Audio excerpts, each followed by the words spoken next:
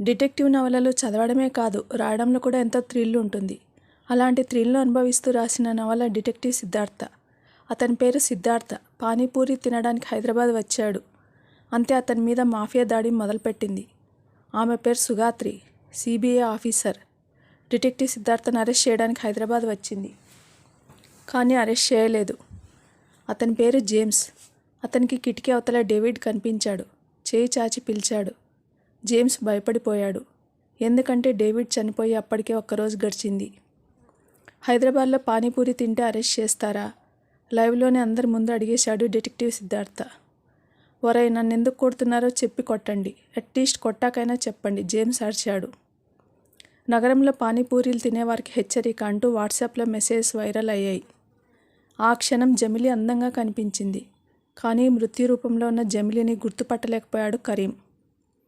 Detective నవలా ప్రపంచాన్ని మీకోసం మీ ముందుకు తెచ్చే ప్రయత్నం. శ్రీ సుధామయ్య సరికొత్త సీరియల్ డిటెక్టివ్ సిద్ధార్థ త్వరలో మిమ్మల్ని పలకరించడానికి వస్తున్నాడు.